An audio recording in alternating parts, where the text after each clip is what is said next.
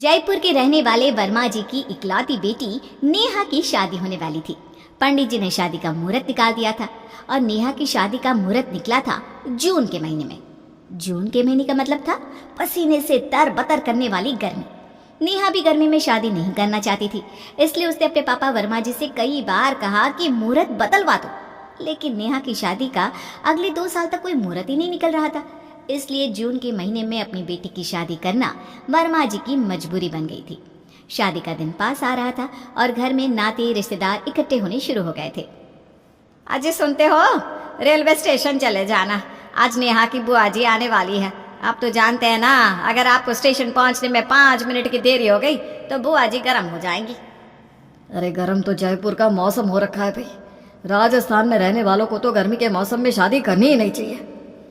पापा तो कैसे काम चलेगा, मौसम तो देखिए। मुझे तो लगता है कि इस शादी वाले दिन मेरा सारा मेकअप पसीने से ही बह जाएगा। तुझे अपने मेकअप की लगी है और मैं इस बात से परेशान हूँ कि इतने सारे रिश्तेदारों के लिए पूरा दिन चाय पानी का इंतजाम कैसे होगा। अरे मम्मी, आपसे कोई चाय नहीं मांगने वाला, सब लोगों का पेट पानी पी पी कर ही भर जाएगा। मौसम का मिजाज देख रही है ना आप। अच्छा ये सब बात छोड़ो, मैं सबसे पहले स्टेशन जाकर बुआ जी को ले आता हूँ, वरना घर में आते ही हल्ला मचा देंगी। कुछ देर के बाद वर्मा जी अपनी बड़ी बहन यानी कि नेहा की बुआ जी को स्टेशन से लेकर घर लौट आते हैं, लेकिन बुआ जी सर से लेकर पैर तक पसीने से भीगी हुई थी और उनके शरीर से पसीने की बदबू भी आ रही थी। साथ ही गर्मी की वजह से बुआ जी का पारा भी अच्छा खासा हाई हुआ था। हाय हाय, क्या जरूरत थी इस मौसम में शादी करने की है भाई? इतनी गर्मी तो हमारे यहाँ नहीं पड़ती। यहाँ तो स्टेशन पर पैर रखते ही ऐसा लगा जैसे अंगारों पर पैर रख दिया हो। अब क्या करे दीदी, इस मौसम में तो ऐसे ही गर्मी पड़ती है। अरे जल्दी से मेरे लिए शरबत बना कर ला, और सुन, थोड़ी ज्यादा बर्फ डाल कर बनाना। हाँ दीदी, अभी लेकर आती हूँ। और इस कूलर में पानी भरा है कि नहीं भरा? ऐसी गर्म हवा फेंक रहा है जैसे कूलर नहीं बल्कि गर्म हवा का झोंका हो। अब नहीं दीदी, इसमें पानी भरा हुआ है। अब गर्मी इतनी पड़ रही है कि कूलर से भी कोई असर नहीं होता। अरे तो एसी का इंतजाम कर दो भाई। देखो इतनी गर्मी में मैं नहीं रह सकती, मुझे तो एसी वाला कमरा चाहिए। दीदी आप परेशान मत होइए, आप हमारे कमरे में जाकर बैठ जाइए, वहाँ पर एसी लगा हुआ है। ये बात तूने बिल्कुल सही कही भाई, इतनी गर्मी में मैं नहीं रह सकती। इतना कहकर बुआ जी मिस्टर और मिसेस वर्मा के कमरे में जाकर बैठ जाती हैं। अब जब तक शादी के घर में रहूंगी मैं इस कमरे से बाहर पैर नहीं रखने वाली। अच्छा सुनो, मेरा शरबत ले आओ, पीकर जान में जान तो आए। फिर मैं नहाने चली जाती हूँ, बहुत बदबू आ रही है शरीर से। ये लीजिए दीदी, आपका शरबत एकदम ठंडा ठंडा है। बुआ जी, शरबत पीने से कुछ नहीं होने वाला, ये राजस्थान की गर्मी है, अच्छे अच्छे शरबत पिघल जाते हैं यहाँ पर। वो तो पता चल ही रहा है, जरा नहा कर आती हूँ। इतना कहकर बुआ जी नहाने चली जाती है, लेकिन 5 मिनट बाद ही वो बाथरूम से चिल्लाती हुई बाहर आती है। अरे क्या हुआ दीदी, कोई परेशानी है क्या? अरे बुआ जी क्या हुआ, हमारे घर में तो कोई कॉकरोच भी नहीं है, फिर आप बाथरूम में किसे देखकर चिल्ला रही हैं? अरे बाथरूम का पानी ऐसा लग रहा है जैसे सीधी चाय बनकर गिर रही हो, मेरा शरीर पूरा जल गया। अरे क्या जरूरत थी इस महीने में शादी करने की? अब दीदी इतनी तेज धूप पड़ती है कि पानी ठंडा कर करके नहाना पड़ता है, क्या कर सकते हैं। वैसे मम्मी आप एक बात भूल रही हैं, आज मासी भी बैंगलोर से आने वाली हैं और पापा को उन्हें भी लेने जाना है। इतनी तेज धूप में बार बार रिश्तेदारों को लाने ले जाने में मेरी तो हालत खराब हो गई है। जैसे ही बाहर पैर रखता हूँ ऐसा लगता है जैसे पापड़ की तरह धूप में सिक जाऊंगा। अरे लेकिन आपको मेरी बहन को लेने तो जाना ही पड़ेगा ना। तो उनसे कहो ना खुद ही ऑटो पकड़कर घर तक चली आए, मेरी क्यों चटनी बनवा रही हो? अच्छा जी, आपकी बहन आए तो आप भागे भागे रेलवे स्टेशन चले गए, और मेरी बहन आ रही है तो बहाने बना रहे हो। कहाँ फंस गया यार, जाता हूँ, अब नेहा की मासी को भी मैं ही लेकर आऊंगा बस। कुछ देर बाद मिस्टर वर्मा नेहा की मासी कावेरी को लेकर घर आते हैं। क्या जरूरत थी दीदी इतनी गर्मी में शादी करने की, और अगर करनी ही थी तो बैंगलोर आकर करनी चाहिए थी। अरे मासी, मेरी शादी बैंगलोर आकर कैसे हो सकती है? देखो नेहा, मैं सच बोल रही हूँ, अब यहाँ पर तुम इतना अच्छा मेकअप करवाओगी और तुम्हारा सारा मेकअप ना पानी की तरह बह जाएगा। अरे दुल्हन हो तुम, और तुम्हारे चेहरे पर देखो गर्मी की वजह से कितने सारे दाने नजर आ रहे हैं। सच में मासी, मुझे भी ना इस बात की बहुत चिंता हो रही है, लेकिन आपकी स्किन तो बहुत अच्छी दिख रही है। दिखेगी ना, मैं बेंगलोर से आई हूँ, वहाँ का क्लाइमेट कितना अच्छा रहता है जानती हूँ। वहाँ पर जब किसी की शादी होती है ना तो स्किन से मेकअप ऐसे चिपक कर रहता है, लेकिन यहाँ पर तो तुम्हारा क्या होगा भगवान ही जाने। अच्छा ठीक है कावेरी, अब ज्यादा बातें मत बना, इतनी दूर से आई है, थोड़ी देर आराम कर ले। देखो दीदी, पहले ही कह देती हूँ, मैं ये पंखे और कूलर में ना रह नहीं सकती। आपको पता है ना, मुझे बेंगलोर के ठंडे मौसम में रहने की आदत है, तो प्लीज़ मुझे तो एसी वाला कमरा ही दे देना। देखो हमारे घर में 2 ही कमरे हैं, एक कमरे में बुआ जी पहले से ही चली गई हैं। तुम एक काम करो, तुम भी मेरे कमरे में चली जाओ, डबल बेड है, तुम बुआ जी के साथ तो एडजस्ट कर ही सकती हो। गर्मी में तो किसी के साथ भी एडजस्ट कर लूँगी, बस मुझे गर्मी नहीं लगनी चाहिए। इतना कहकर कावेरी मिसेस वर्मा के कमरे के अंदर चली जाती है। कावेरी काफी मॉडर्न थी, इसलिए अब उसे ज्यादा गर्मी लगती है तो वो छोटे छोटे कपड़े पहन लेती है, और ये देखकर बुआ जी की आंखें बाहर निकल आती है। हाय हाय, ये क्या फैशन है? अरे शादी के घर में आई हो, कम से कम कपड़े तो ढंग के पहनो। मेरा तो मन कर रहा है कि कपड़े ही ना पहनूं। अरे इतनी गर्मी में कपड़े कौन पहनता है? तो क्या नंगे घूमेंगे? अब गर्मी तो इतनी पड़ रही है ना बुआ जी कि मन तो ऐसा ही कर रहा है कि सारे कपड़े उतार दिए जाए। ये आपने 5 मीटर की साड़ी कैसे लपेट रखी है? देख देख कर मेरी हालत खराब हो रही है। साड़ी लपेट रखी है तभी तो एसी वाले कमरे से बाहर पैर नहीं रखती। मैंने कह दिया है अपनी भाभी से, जब तक यहाँ रहूंगी इसी कमरे में रहूंगी। वैसे मैं भी ना आपके साथ यहीं रहने वाली हूँ। हो गया सत्यानाश, अब मुझे 4-5 दिन ऐसे आधे नंगे लोगों के साथ रहना पड़ेगा। अभी बुआ जी और मौसी जी का झगड़ा खत्म हुआ ही नहीं था कि दरवाजे पर आवाज सुनाई दी चाचा जी की। अरे हाय हाय, मर गया, मैं मर गया, अरे कोई बचाओ मुझे, हे भगवान, ऐसी शादी में मुझे आना ही नहीं चाहिए था। चाचा जी की आवाज सुनकर सब लोग बाहर आते हैं। अरे क्या हुआ, तू ठीक तो है ना मेरे भाई? क्या भाई साहब, आपने भी नेहा की शादी तपती धूप में रखी है, और आप मुझे लेने रेलवे स्टेशन भी नहीं आए। वहां से लेकर यहाँ तक आने में मेरी हालत खराब हो गई। अरे तो तुझे पैदल चलकर आने को किसने कहा था? अरे मैंने सोचा कुछ पैसे बच जाएंगे, यही सोचकर रेलवे स्टेशन से निकल लिया पैदल, लेकिन ऊपर से मेरी खोपड़ी और नीचे से पैर दोनों ऐसे सिक गए जैसे भट्टी में रोटी सिकती है। चाचा जी, जब मौसम इंसान का साथ ना दे रहा हो तो उसे कंजूसी नहीं करनी चाहिए। अरे नेहा बिटिया, काहे की कंजूसी? लेकिन तुम ये बताओ, तुमने ये जून के मौसम में शादी करने के बारे में क्यों सोचा? चाचा जी, कौन ऐसे मौसम में शादी करना चाहता है, लेकिन क्या करूं, मेरी शादी का मुहूर्त ही नहीं निकल रहा था। मुझे तो ये पता ही नहीं कि शादी वाले दिन क्या होगा। होगा क्या, सारे बाराती भुनी हुई भिंडी जैसे नजर आएंगे। अच्छा भाई साहब, अब आप परेशान मत होइए, ये बताइए चाय लेंगे या कॉफी? चाय कॉफी नहीं, मैं तो खुद उबलती हुई चाय के जैसा तप रहा हूँ। मुझे तो अभी ठंडक चाहिए, ठंडक। यहाँ बैठिए चाचा जी, देखिए एकदम सामने कूलर लगा हुआ है, आपको अच्छी ठंडक मिलेगी। अरे कूलर से कुछ नहीं होने वाला, मुझे तो एसी चाहिए, एसी के बिना मैं रह ही नहीं सकता। लेकिन हमारे घर में तो 2 ही कमरे हैं, वैसे दोनों कमरों में एसी लगा हुआ है। एक कमरे में बुआ जी और नेहा की मौसी हैं, और दूसरा कमरा तो नेहा का है। अब हम दुल्हन का कमरा तो किसी को नहीं दे सकते ना। अरे कोई बात नहीं, जिस कमरे में नेहा की मासी और बुआ है, बस उसी कमरे का दरवाजा ना थोड़ा सा खोल दीजिए, मैं उसके बाहर ठंडक लेकर बैठा रहूंगा। अरे लेकिन ऐसे कैसे भाई साहब, थोड़ा अजीब लगेगा ना। अब लगता है तो लगे अजीब, थोड़ी ठंडक मिलेगी तो जिंदा रहूंगा ना, वरना तो सर से लेकर पैर तक पसीना ऐसे बह रहा है जैसे पहाड़ों से नदी बहती है। कुल मिलाकर वर्मा जी के घर का माहौल बहुत फनी हो चुका था। एक तरफ बुआ जी और मौसी का झगड़ा चल रहा था, तो दूसरी तरफ उन्हीं के कमरे का दरवाजा खोलकर चचा जी भी दरवाजे के पास बैठकर ठंडक ले रहे थे। इसी तरह करते कराते शादी का दिन आ गया। शादी वाले दिन लोगों की गर्मी से हालत खराब थी। नेहा जैसे ही मेकअप करवाकर अपने घर वापस पहुंची और उसने आईने में अपनी शक्ल देखी तो देखती ही उसका सारा मूड खराब हो गया। देखो ना मम्मी, मेरा सारा मेकअप बह बह कर गिर रहा है। मेरा दूल्हा तो मुझे देखकर ही भाग जाएगा। मैंने तो तुम्हें पहले ही कहा था।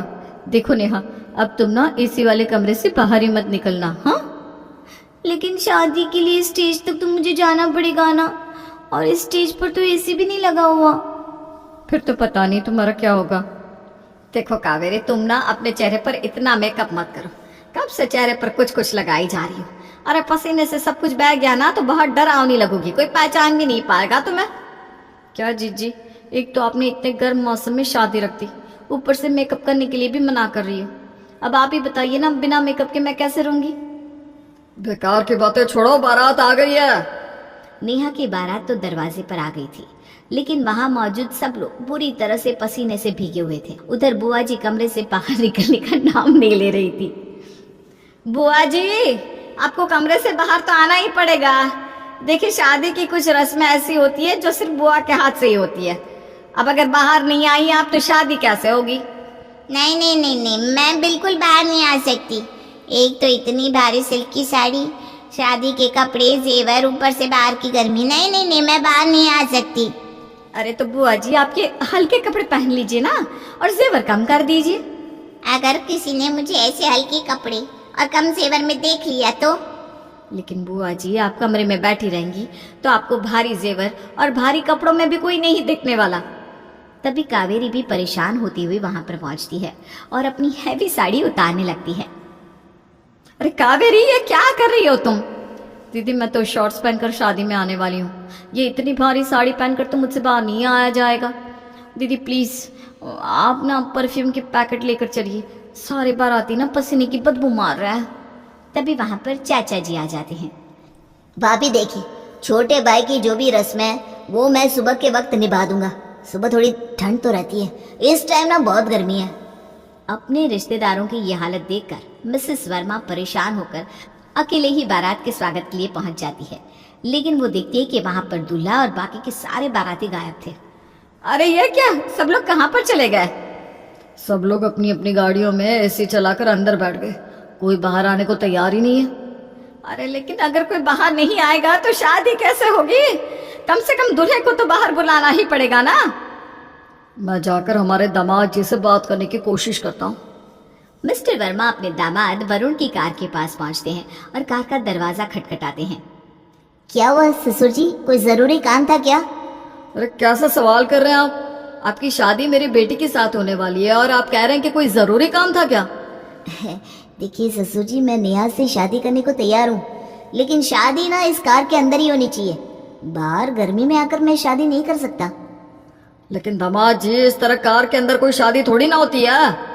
नहीं नहीं, नेहा से शादी इसी शर्त पर करूंगा कि हमारी शादी इस कार के अंदर हो, और बाकी की रस्में ना हम अच्छा मौसम देखकर निभा लेंगे। देखिए दामाद जी, आप जिद कर रहे हैं। मैं आपकी गलत फहमी दूर करने के लिए पंडित जी को बुला लाती हूँ। अब वही आपको समझा सकते हैं कि इस तरह शादी नहीं हो सकती। मिसेस वर्मा जब पंडाल में पंडित जी को ढूंढने के लिए गई तो उन्होंने देखा कि पंडित जी भी नदारद थे। पंडित जी को फोन लगाकर पूछती हूँ, आखिर ऐन मौके पर कहाँ चले गए? मिसेस वर्मा पंडित जी को फोन लगाती हैं। हेलो पंडित जी, कहाँ पर हैं आप? आपको पता है ना, आज हमारी बेटी नेहा की शादी है और आपको यहाँ आना था। मिसेस वर्मा, गर्मी के मारे बाहर निकलने की इच्छा नहीं हो रही है। एसी कैब बुक करवा कर आया था और उसी कैब वाले को ज्यादा पैसे देकर मैं उसी के अंदर बैठा हुआ हूँ। अरे लेकिन आप है कहाँ? आपके घर के ठीक बाहर। अब वहीं आ जाइए। पंडित जी की बात सुनकर मिसेस वर्मा पंडित जी की कैब के पास जाती है। पंडित जी जरा बाहर तो आइए। देखिए ना, हमारे दामाद जी एसी कार से बाहर निकलने को तैयार ही नहीं है। कह रहे हैं कि वहीं पर शादी करेंगे। अरे तो क्या गलत कह रहे हैं भाई?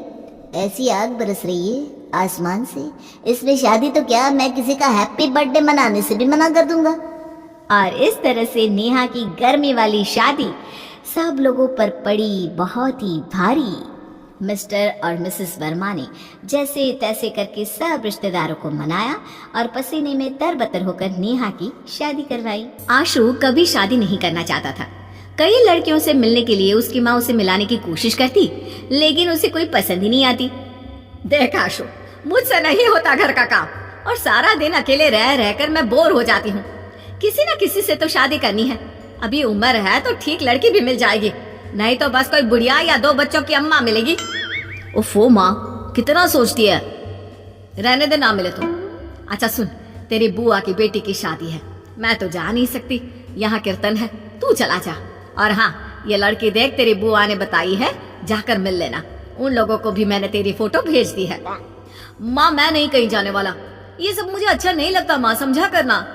अरे एक बार फोटो तो देख ले बेटा, ना पसंद आए तो बोलना। बेटा फोटो देखता है। उसे रश्मि की फोटो इतनी पसंद आती है कि वो तय कर लेता है कि वो उससे शादी करेगा।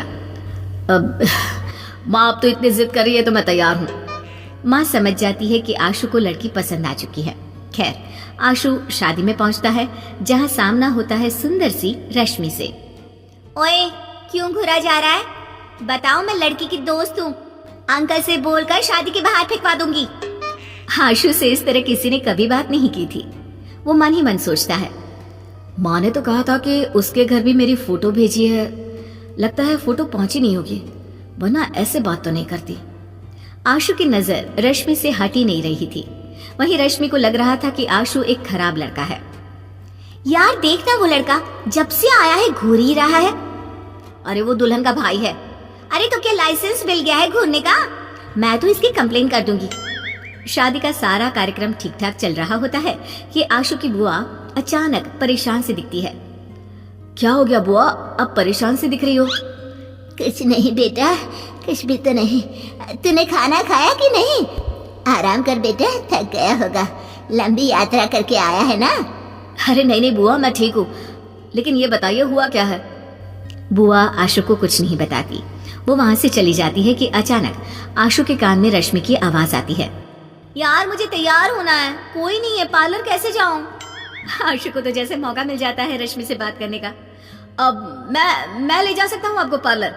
नहीं, मैं ऐसे ही ठीक हूँ। अरे देखिए, आप मुझे गलत समझ रही हैं। मैं आपको क्लियर करता हूँ कि मैं कौन हूँ।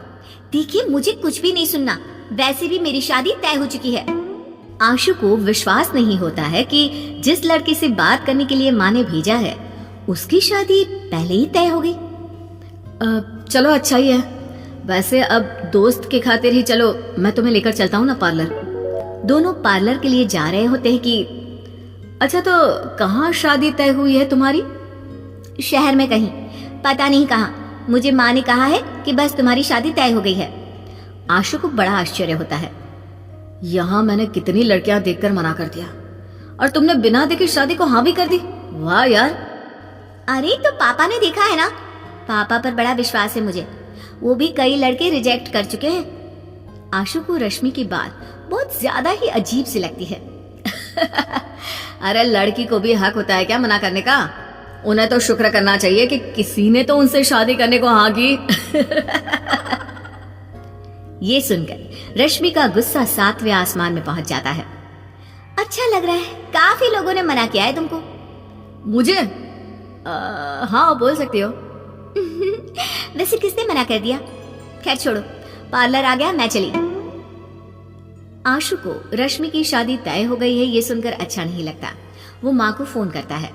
क्या माँ, तूने तो मेरा पूरा हफ्ता बर्बाद कर दिया। आगे से मुझे ये लड़की वड़की देखने वाला काम ना बताना, समझी? अरे क्या हो गया, पसंद नहीं आई क्या रश्मि तुझे? पसंद नहीं आई होती तो यहाँ तक नहीं आता मैं। माँ, उसकी शादी तय हो चुकी है, उसने खुद मुझे बताया। मैं तो अभी भी उसी के साथ हूँ। वैसे माँ, बुआ बहुत परेशान थी। क्यों परेशान थी, एक बार बात कर लेना ना। अच्छा चल माँ, वो आ गई, मैं रखता हूँ।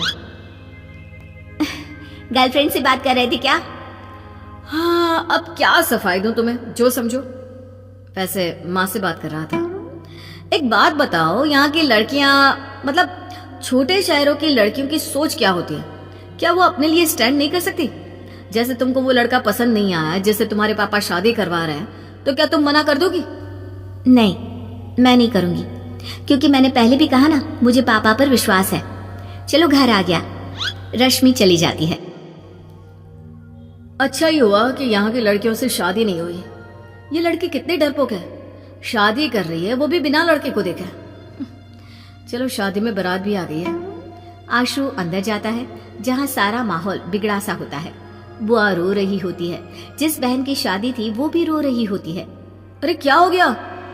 बेटा, लड़के वाले मंडप के नीचे शादी करने से मना कर रहे हैं, कह रहे हैं कि 2 लाख कैश दो। अरे ये क्या बात होती है, आप लोग कुछ कहते क्यों नहीं? बहन तू बोल, तेरी शादी हो रही है। ना भाई, मैं कुछ ना कहूंगी। तभी रश्मि की आवाज आती है। ये क्या मजाक लगा रखा है? जानते भी है लड़की में कितने गुण है। वो तो उसे इस शहर में मौका नहीं मिल रहा है, आपके शहर में तो वो लाखों कमाती। 2 लाख के लिए जीवन भर लाख कमाने वाली लड़की को मना कर रहे हैं आप? वाह जी वाह। और रिद्धि तुम क्यों रो रही हो? अच्छा ही हुआ जो इन लालची लोगों से पाला छूटा। सोचो आगे ये लोग क्या क्या ना करते। रश्मि बेटा ठीक बोल रही है। कल को ये दहेज के लालची लोग मेरे बेटे के साथ कुछ गलत कर देते तो जीवन भर रोना पड़ता। मुझे माफ कर दो, मैं रिद्धि से प्यार करता हूँ। ये सारा ड्रामा मेरी बहन ने रचा था।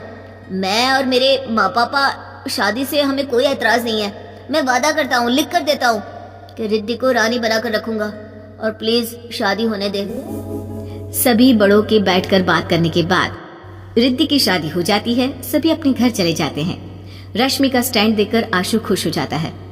क्या लड़के हैं यार, हमारे बड़े शहर में भी ऐसी लड़की ना मिलेगी। काश इससे मेरी शादी हो जाती। तभी माँ का फोन आशु को आता है। बेटा, रश्मि की शादी जिस लड़के से तय है पता है वो कौन है? अब क्या करना है जानकर माँ, होगा कोई भी। अरे वो लड़का तू ही है। उसने उस लड़की को देखा ही नहीं है जिससे उसकी शादी तय है। जा, उसके माँ पापा तेरा इंतजार कर रहे हैं।